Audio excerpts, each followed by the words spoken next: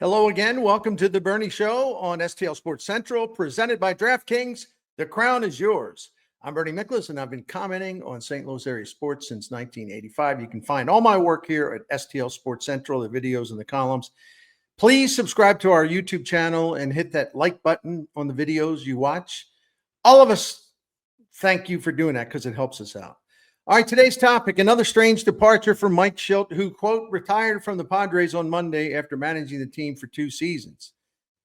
This brought back memories, of course, of how it ended for Shildt here in St. Louis, a short time after a wild card game lost to the Dodgers in 2021. As you know, John Mozeliak made the announcement by citing, quote, philosophical differences. Mozeliak was blasted by many of the team's fans and media, especially after he declined to give specific reasons for the dismissal. One of the things I must say that made me chuckle in recent years is thinking about all the times Shildt was mentioned as the beloved Cardinals manager. And Cardinals fans basically took the firing as a way to martyr him as part of their dislike of John Mozeliak. The revisionist history is funny because I still see those references. Beloved former manager. But let's get something straight. Mike Shildt, got dumped on just like everybody that's managed this team during my time here, including Tony La Russa in his early years. So let's get something straight, just to be adults. Mike Shildt became a beloved manager here only after the evil John Mozeliak fired him, period. I thought Shildt did a strong job during his time here. He was just what this team needed after Mike Matheny descended into paranoia and lost his job right before the All-Star break in 2018. Shildt regenerated a declining team culture, and that was not easy to do at that time.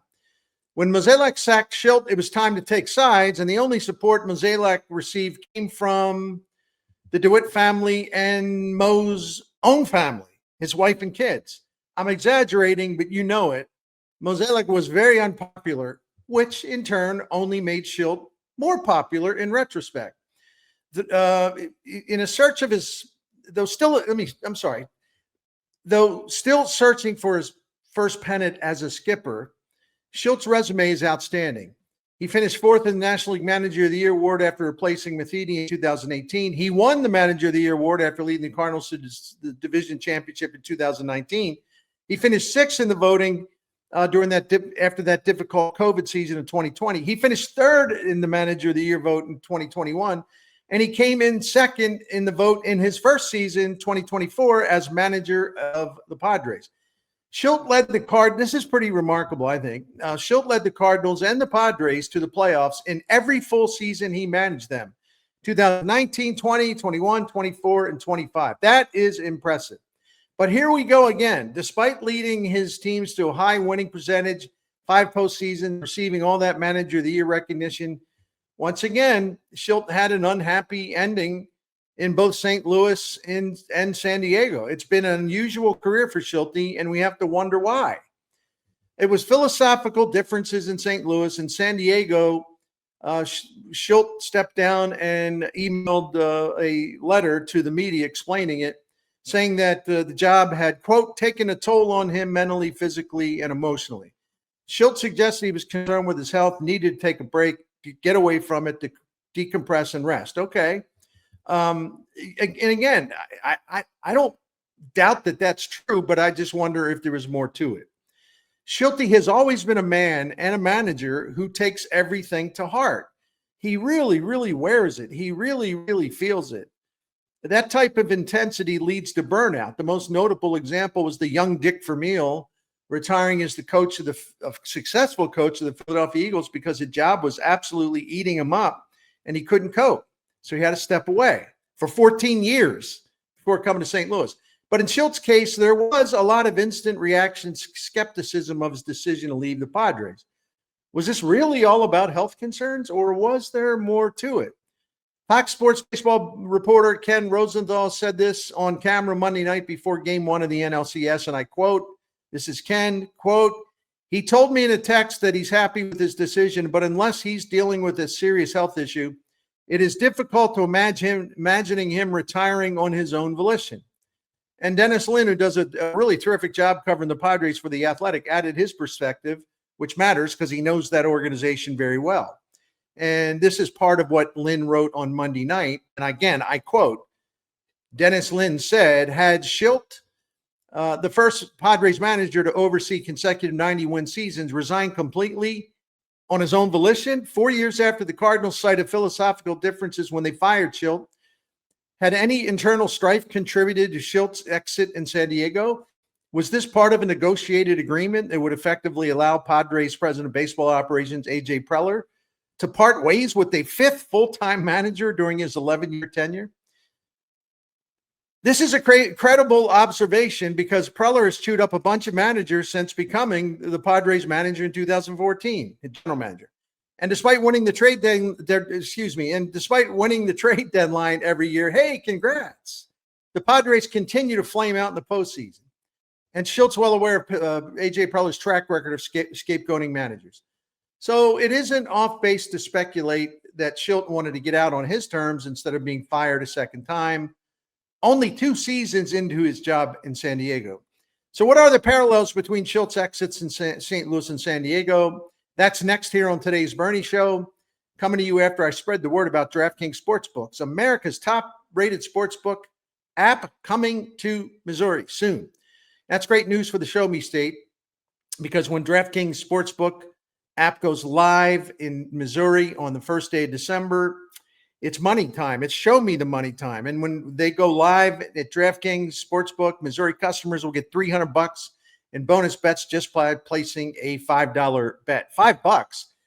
That's not even as much as a cup of pumpkin spice latte at them fancy places. And I tell you what, them fancy places don't give you a $300 bonus when you buy a cup of a mug or whatever the heck it is of pumpkin spice latte, right? Ain't going to get that at the coffee shop. DraftKings is the best. You got live in-game betting, so if your team gets off to a great start, you can jump in mid-play. There's lightning fast payouts, none of this nonsense about having to wait 3 days for your money. And you got a lot of ways to get in on the action, all from your phone. So when DraftKings goes live, you'll be betting with the sportsbook trusted by millions because it is safe, it is secure, it's got fast withdrawals, excellent customer service, and more. The rest is up to you to win that money. So here's the play. You download the DraftKings Sportsbook app. You use the code STL Sports. And when we go live December 1st, that $5 bet turns into $300 in bonus bets. That is code STL Sports in partnership with DraftKings Sportsbook. Go ahead and do it. Get ready ahead of time so you'll be ready to go on the first day of September. Gambling problem? Call 1-800-GAMBLER. Must be 21.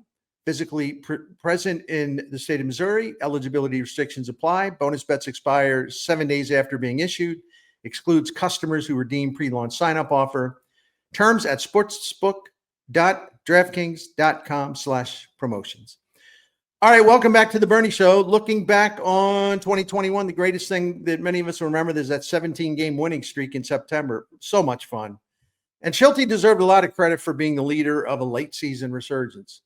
But a few weeks later, Shildt will be out of a job, and the philosophical differences line from Mozeliak was not a sufficient explanation. Now, I've reported many times about the nature of Schmidt's dismissal. If you choose to ignore it, that's fine, but I have a great idea of what happened because I had great sources on the subject. The number one problem was Shilt's deteriorating relationship with his coaches. It got worse over time. There were frequent eruptions behind the scenes where he was criticizing them rather, let's say, in a nasty way behind closed doors, so to speak. He was not a popular man with his coaching staff. These things do happen. But Mozeliak had planned to open negotiations on a contract extension with Shildt until Shildt declared his intentions to replace several coaches. I don't know exactly how many, but it was a pretty big change, even though publicly he had praised the same coaches.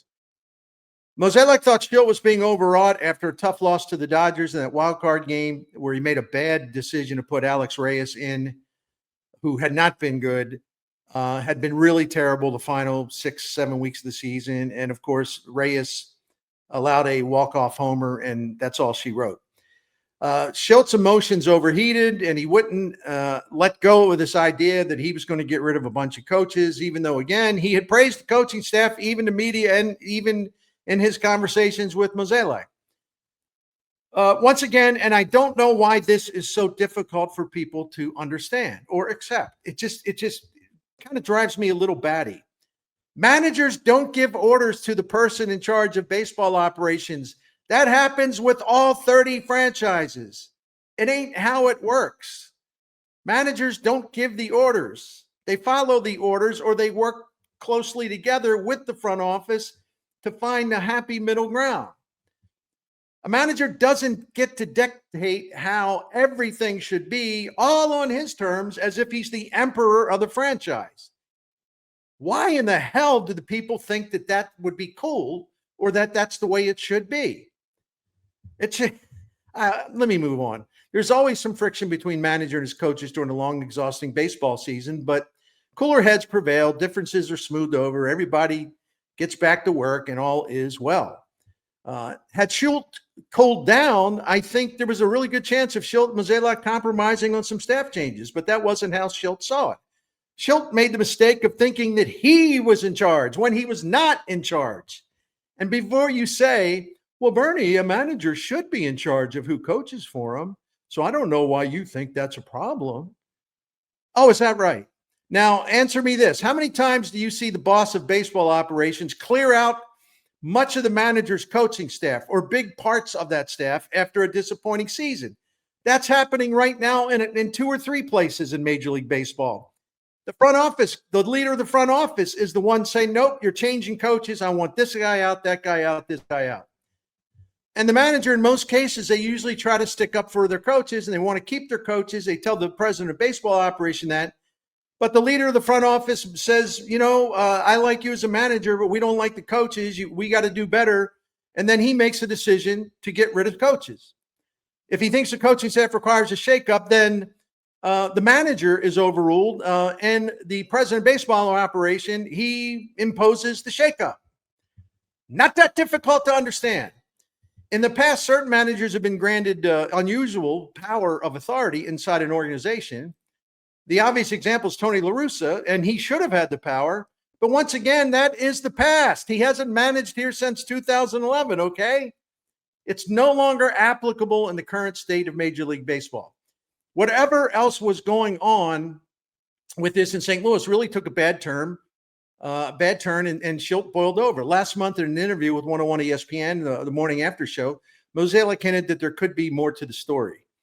He had this to say, and I quote from the interview with McKernan and the fellas, quote, there were certainly reasons why we had to make that decision. I don't think the public forum is the right place for it. I do feel like I do get beaten up for it. Legally, I was advised that as an employee, there is only so much that can be said publicly. I know we had to make a decision, Mo said. I believe it was the right decision. People can argue that. They don't think it was. However, I'm sure that someday more of this will come to light. I'm sure some of the people who work with me or under him might have some things to say as well. So here we go again. Only 2 years into his second chance managerial job, Shildt is gone again. And the circumstance of his latest departure is another mystery, a second mystery. The St. Louis mystery, now the San Diego mystery. One way or another, the emotions tend to get to Shildt and get the best of him. Inside Major League circles, this will raise some questions about his temperament. You just don't see managers self-destruct like this in both jobs that they've had, managing a Major League club. And Shildt blows up a lot, and he kind of goes off a lot. Remember, for example, when the Cardinals beat the Braves in the NLDS in 2019, remember that post-game scene that Randy Rosarina recorded, which he shouldn't have, but it's also funny he got traded after that, huh? Anyway, remember all the profanities he was screaming? I mean, the worst kind of profanities. And again, Mike Shildt calls himself a Christian.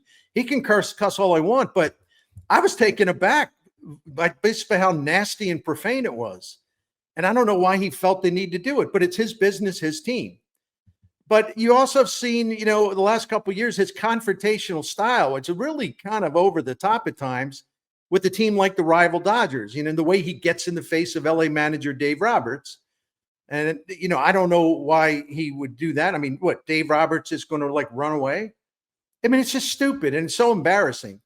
Also, if you watch John Boy, you'll see videos of Mike Shildt's verbal abuse of umpires that was really kind of alarming at times.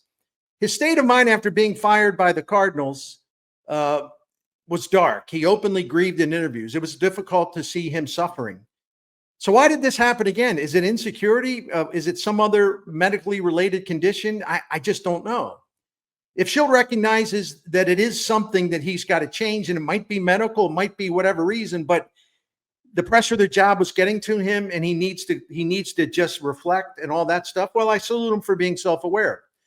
Hey, it's also true that the Padres will be slashing payroll again in 2026, and the team will likely lose many of their pending free agents. A list that includes starting pitchers Dylan Cease and Michael King, closer Robert Suarez, first baseman Luis Arai, and hitter Ryan O'Hearn. So this is probably a good time to leave, especially if he thought Preller was going to fire him. If Shildt steps away from the fire and regroups, he could get another shot at managing in the big leagues. But I would understand why teams would be reluctant to do so. I mean, will Shildt implode for a third time? Will he even get a third chance? One day, yeah, I hope he does because he's a hell of a manager. But the personal volatility is absolutely working against him, and it is hurting Shilt's reputation within the game. And it's up to him, no one else. It's up to him to change the perception that makes him such a risk. So go ahead, blame it on Mo. Go ahead, blame it on AJ. Go ahead and cast Shildt as a martyr and a victim. Do whatever you like. But to pretend Shildt didn't have a major role in his own demise in both managing jobs is absolutely ludicrous, bordering on just being completely detached mentally from reality. Thank you all for watching. Leave your comments, rip me, I don't care. It's all good, my friends. Please subscribe, hit the like button, leave your comments, support our sponsors, and a special thanks to DraftKings for presenting The Bernie Show on STL Sports Central. Have a great rest of your Tuesday.